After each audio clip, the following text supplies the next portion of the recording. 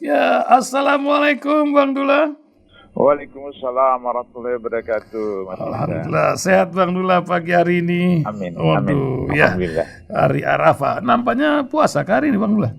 Insya Allah Insya saya Allah. saum hari ini. Insya Allah, Masya Allah. Oh, Ya. Bang Dula tadi itu saya bacakan sebuah persidangan ya dari Bahar bin Smith.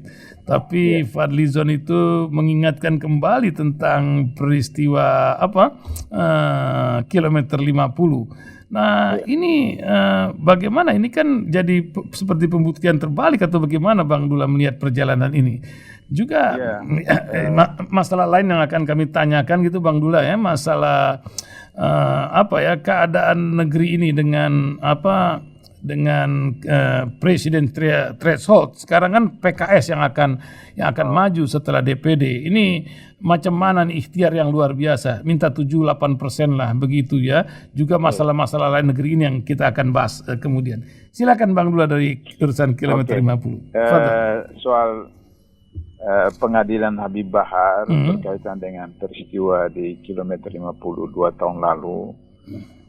Sebenarnya kalau secara yuridis formal Habib Bahar itu tidak bisa ditahan apalagi dipenjarakan karena beliau hanya menyampaikan apa yang ada di publikasi yang secara umum, khususnya yang resmi diterbitkan oleh TP3 dan hasil penelitian TP3 itu resmi dikirimkan kepada presiden, wakil presiden, menteri-menteri, kemudian pimpinan lembaga tinggi negara seperti DPR, MPR, Komnas HAM, dan pers dalam dan luar negeri.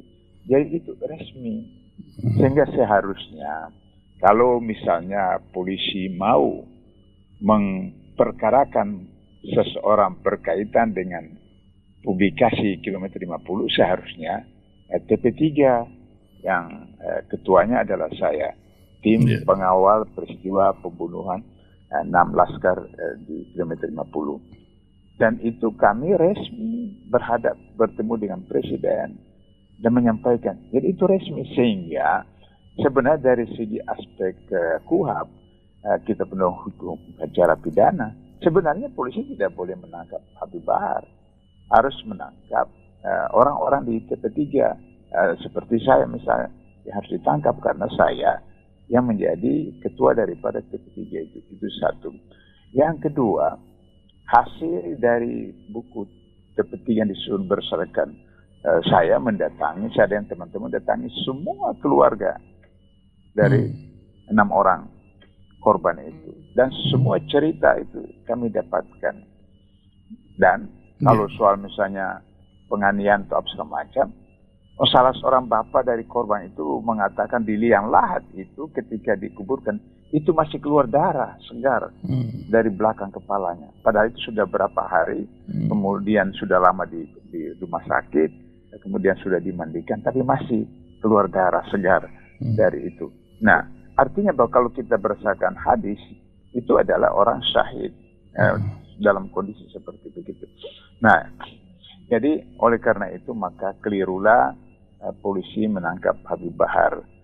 Kemudian kalau toh Habib Bahar itu dia mengutip pendapat dari orang untuk publikasi, itu sah-sah saja karena publikasi itu resmi.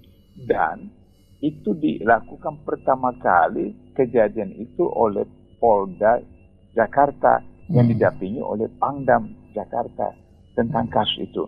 Hari itu orang-orang FPI tidak tahu kemana 6 orang itu. Justru Polda lah yang resmi mengumumkan bahwa mereka yang menembak 6 orang itu. Nah, kemudian mengatakan bahwa kenapa ditembak? Karena mereka menggunakan perlawanan dengan senjata. Pertama disebutkan itu senjata rakitan, kemudian dirat itu senjata asli. Dari mana? Dirampas dari polisi. Gimana dirampas sama polisi saling berkejar-kejaran seperti itu. Nah, oleh karena itu maka menurut saya seharusnya kasus yang mengadili pelaku daripada 6 orang ini harus dilakukan oleh Komnas HAM karena sudah memenuhi persyaratan sebagai pelanggaran HAM berat. Tapi ternyata yang dilakukan oleh penegak hukum itu mengadili 2 orang di pengadilan biasa, dan luar biasanya lagi mereka dibebaskan. Mereka dibebaskan dengan alasan bahwa itu dalam melaksanakan tugas. Nah, kalau melaksanakan tugas yang dijadikan alasan oleh hakim di pengadilan Jakarta Timur, Jakarta Selatan, itu harus dalam SOP berdasarkan KUHAP. Kalau menurut KUHAP, mereka ini bukan tersangka, bukan saksi, bukan calon tersangka, bukan calon saksi. Sehingga kemudian kenapa terus langsung dilakukan tindakan pidana seperti itu, artinya penembakan. Kemudian kalau polisi mengatakan itu hanya proses pemantauan menurut KUHAP itu adalah pihak-pihak yang terkait, apa sasaran atau masyarakat tidak tahu operasi pemantauan itu. Pengalaman saya 8 tahun di KPK, teman-teman yang melakukan apa yang disebut dengan pemantauan itu jangankan sasaran, target, teman satu ruangan saja nggak boleh tahu seperti itu.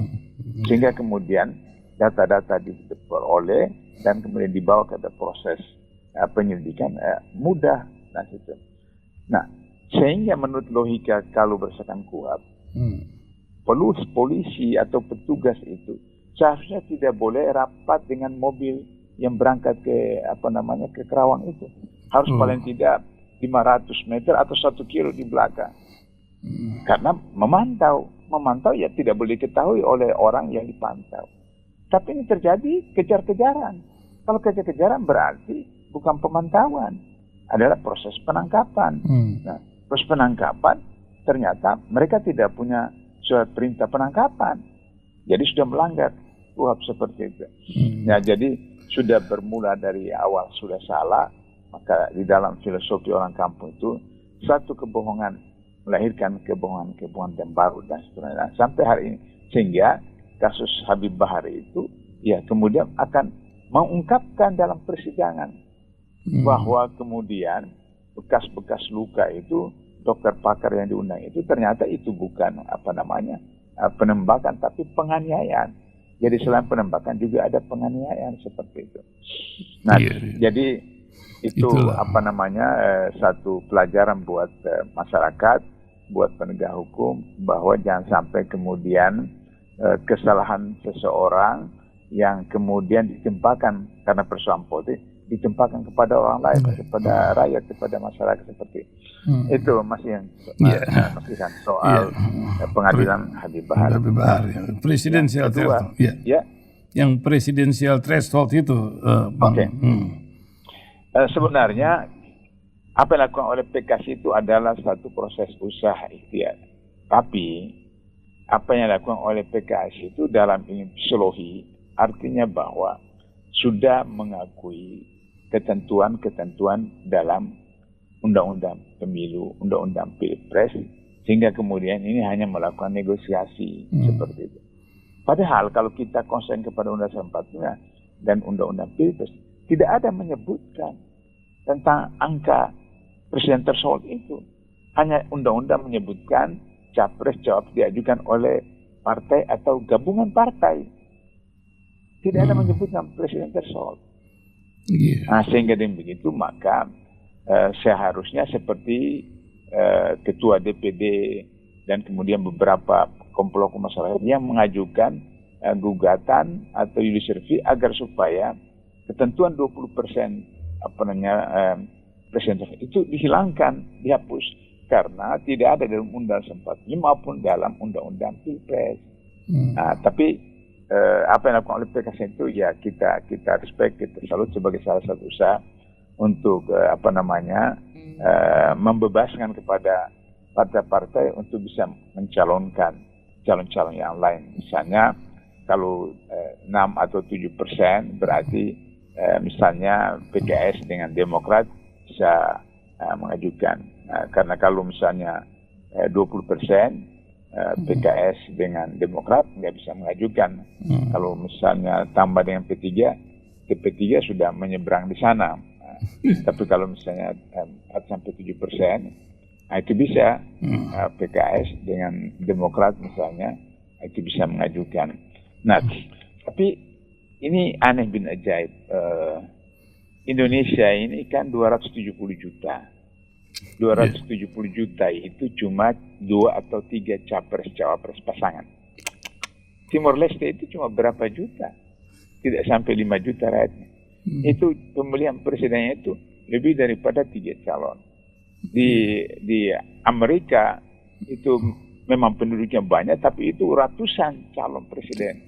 Baru kemudian dalam proses seleksi dan seterusnya, kemudian terakhir ya tinggal 2. Begitu juga negara-negara Perancis yang begitu kecil rakyatnya tidak sampai 100 juta, itu sampai puluhan calon presiden seperti itu. Artinya bahwa kalau memang Indonesia itu mengakui bahwa demokrasi itu adalah hak dari rakyat, ya beri kesempatan kepada rakyat mereka. Nah, nanti kemudian kan setelah dari kan filosofinya sederhana. Kalau misalnya kita masuk mall, supermarket atau pasar raya, pasar tradisional, ada berapa jenis beras? Apa jenis beras? Ada jenis beras ini, beras ini, beras ini, sampai mungkin 5-10 jenis beras. Maka kemudian kita akan sesuaikan dengan keinginan kita, kemudian kemampuan beli, sehingga dengan begitu beras ada yang harga mahal, ada setengah mahal, ada yang murah. Maka kemudian diberi kebebasan untuk memilih. Sehingga demikian, maka seseorang memilih sesuai dengan keinginan dia. Tapi kalau misalnya cuma ada 2 jenis beras, lantas kemudian saya ini katakanlah punya sakit gula, dan saya tidak boleh makan nasi dari beras yang biasa, tapi harus nasi dari beras yang tidak punya kadar hidrat arang yang tinggi. Nah, itu tidak ada. Maka saya beli beras yang ada itu malah dapat penyakit, tambah gula saya tambah dan seterusnya. Jadi oleh karena itu maka harus diberikan kebebasan seluas-luasnya. Apakah 10, apakah 20. Nanti kan dalam proses verifikasi itu dengan sendirinya ada 2 hal. Orang yang mencalonkan itu merasa saya tidak pantas. Tidak pantas mungkin karena kualifikasi saya dalam konteks pendidikan, dalam konteks biaya, dalam konteks dukungan masyarakat. Sudahlah mundur atau karena persyaratan yang ada tidak memenuhi. Sehingga dengan demikian itu merupakan proses alami sunatullah, sehingga rakyat itu merasa mereka punya hak untuk terapkan seperti itu. Nah, oleh karena itu maka akhirnya apapun yang dilakukan kalau sistem undang-undang pemilu, undang-undang pilpres, undang-undang pileg itu dilaksanakan dengan pengaruh dari oligarki, nah inilah oligarki. Jadi kalau oligarki, yang 20% itu kan prosesnya oligarki, sehingga kemudian bisa menentukan siapa yang mereka mau ajukan dan seterusnya. Maka kemudian deal hasil survei KPK 2 tahun lalu itu adalah bahwa dealnya 2. Pertama proyek, yang kedua undang-undang. Jadi kalau ada proyek apa saja, kita lihat dari infrastruktur dari Aceh dan Papua, itu tidak melalui pelelangan, tapi langsung dari Kepres. Jadi Kepres ditunjuk kepada mereka-mereka yang mendukung presiden atau wakil presiden atau menteri dan seterusnya yang menjadi dalam pemilu atau dalam pilpres. Nah, sehingga akhirnya kemudian oligarki tambah besar, pengusaha-pengusaha kecil, BUMN, BUMD atau UKM, UMKM tambah merosot, tambah hancur seperti itu. Nah, yang kedua, melalui undang-undang itu deal hasil survei KPK. Karena itu maka kemarin kita lihat bagaimana undang-undang Minerba. Kan undang Minerba itu kan tahun ini harus sudah habis. Para pengusaha-pengusaha Minerba di Kalimantan. Tapi ditambah lagi 30 tahun. Dan itu hanya dikuasai oleh 7 perusahaan besar. Minerba kita seperti itu. Dan 7 perusahaan besar itu asing dengan asing. Nah, artinya kalau toh dia orang Indonesia tapi punya hubungan dengan asing, punya hubungan dengan luar negeri, sehingga yang didapatkan oleh rakyat itu sangat kecil. Begitu juga COVID-19. COVID-19 sekarang kemudian lahir lagi berbagai variabel-variabel dari virus ini, sehingga merupakan satu bisnis. Apalagi kata mantan Menteri Kesehatan, ini akan berlangsung sampai 2030 COVID-19 ini. Nah, kalau COVID-19 sampai 2030, mana ada wabah penyakit yang kemudian sudah ada vaksin dan seterusnya, ada proses dan seterusnya, itu sampai berjalan sampai 10 tahun. Berarti ini ada skenario, ada bisnis untuk bagaimana agar supaya pertama para oligarki dunia itu mendapatkan keuntungan sebesar-besarnya. Maka kemudian ini adalah aplikasi dari teori Malthus. Teori Malthus itu mengatakan bahwa nanti pada sekali waktu sumber daya alam, sumber daya makanan itu tidak cukup untuk memberi makan penduduk yang sekian miliar. Maka untuk itu jalan keluarnya ada membatasi jumlah penduduk. Membatasi jumlah penduduk supaya kemudian persediaan makanan yang ada di dunia itu bisa terpenuhi. Maka dulu tahun 80-an, awal 70-an sampai 80-an itu dikenalkan dengan KB, keluarga berencana. Yaitu 2 saja cukup dan seterusnya. Tapi kemudian dampaknya itu besar sekali. Nah, saya biasa berikan contoh Singapura. Saya pertama kali datang ke Singapura itu tahun 75, itu mereka sudah kampanyekan keluarga berencana. 10 tahun terakhir ketika saya masih mengajar di Singapura, 10 tahun terakhir itu kakek-kakek, nenek-nenek di Singapura itu sudah kerja di di bandara, di hotel-hotel, di pom-pom bensin untuk kerja karena kekurangan tenaga kerja di Singapura. Itu tidak sampai 20 tahun dampaknya seperti itu. Nah, oleh karena itu, karena masyarakat Indonesia itu masyarakat religi, jadi mereka berpikir ya kalau misalnya dia PNS, dia ASN, ya dia harus ikut ketentuan pemerintah. Tapi kalau dia bukan ASN, PNS, kenapa dia harus ikut ketentuan pemerintah? Dia ikut ketentuan agamanya, agama Islam. Nah, sehingga dengan begitu maka keberhasilan keluarga berencana dalam bentuk menurunkan jumlah penduduk itu tidak terlalu signifikan. Maka kemudian ada proses yang sekarang disebutkan dengan virus COVID-19 yang menurut mantan Menteri Kesehatan yang lalu ini adalah suatu rekayasa luar biasa secara global untuk kemudian menjadi bisnis, tapi kemudian juga mendatangkan penurunan jumlah manusia. Coba kita lihat yang jenis yang terbaru dari virus COVID. Yang terbaru bulan ini itu yang kena orang semua itu adalah orang-orang yang sudah vaksin 1, vaksin 2, vaksin 3 itu yang kena karena dengan vaksin itu maka menimbulkan reaksi yang baru dan seterusnya. Jadi sebagai penutup Mas Ihsan, menurut mantan Menteri Kesehatan itu hanya dalam waktu beberapa tahun kemudian kena vaksin booster itu yang kemudian mengalami kerusakan ondir-ondir dalam tubuhnya, kemudian dalam waktu relatif singkat itu kemudian bisa meninggal dan seterusnya.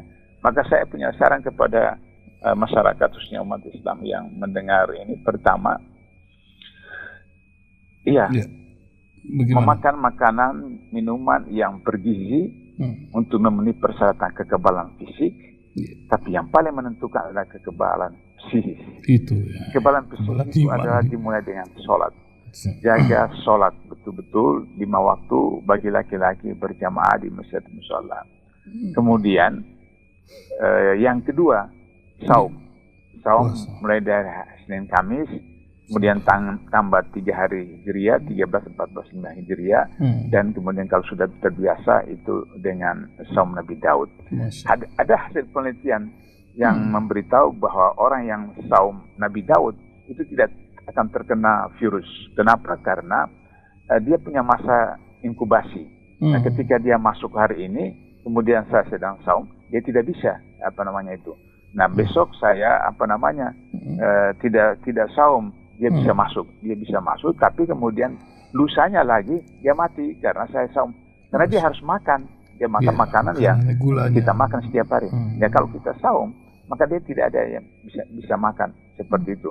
Nah karena itu maka dengan saum Nabi Daud, maka insya Allah virus itu tidak masuk. Nah kemudian usahakan agar supaya bagaimana menjadikan Quran sebagai teman akrab kita. Usahakan habis sholat 5 waktu, ya 5 menit, 10 menit, 1 halaman, 2 halaman, atau 1 ayat, 2 ayat, dan seterusnya.